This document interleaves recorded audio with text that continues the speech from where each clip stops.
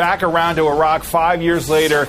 Does it really matter in this election, or will voters be thinking of anything and everything else when they pull that lever come November? Rachel, what do you say? I think with that Osama bin Laden tape that we just heard from Melissa has just been released, I think with 140 to 160,000 Americans still in Iraq, with the death toll still rising, with the news still there for people who choose to pay attention to it and who choose to air it, I think that we're never going to get too far from Iraq. And I also think that John McCain's going to run on Iraq. He's going to run as the war president. He's going to run maybe not even so much as the third term of Bush Cheney, but as the first term. I think he's going to go back and make all those 2003 arguments again. But Eugene Robinson, is there passion for a pullout? Is there still the passion for a pullout after the surge has neutralized some of the violence? Do you think Americans are more patient now, willing to give this more time? Not really. I actually, you know, people here in Washington and people in New York and in the media centers, our attention span is fairly short, and so we go in and out of kind of obsessing about the war. Out in the heartland, where those blue-collar voters reside, guess what? Those blue-collar voters have family members who are in Iraq, who have been caught in the stop-loss change in deployments, who are serving these really long deployments there. Families are hurting. It's a big issue. Out in the country, and Obama needs to speak about it in those terms, I think.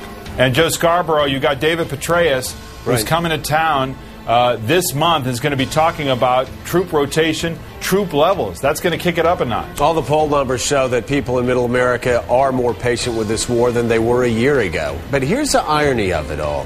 For John McCain, if things get worse, you would expect that to be bad news for the Republicans.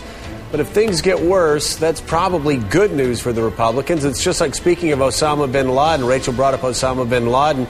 He had his tape 2 days, 3 days before the general election. Many people believe, including John Kerry, that helped elect George W. Bush. So it's hard to say how less violence helped. I think actually the more stable Iraq is, in the end, the more it helps Barack Obama, because he can talk about the economy, he can talk about change. I think the common wisdom is that whenever you're talking about national security, whenever you're talking about war, it's good for Republicans. I think that common wisdom may be starting to turn, though, because I do think that Americans are sick of this war, and they're sick of what it's doing, if nothing else, to our military readiness. Give us and Nancy so Pelosi it's not and just Harry Reid. talking about it's not just talking about national security. It's about being smart about it. And that's going to make the difference in this election. All right, but I agree with you, Democrats. Rachel. It's not just about national security as a blanket issue, but it's a judgment issue. And Mike Murphy, if you have a judgment debate about this big bad world out there, is Chapter 2 of the War on Terror, what happens with Iraq, who wins the judgment argument?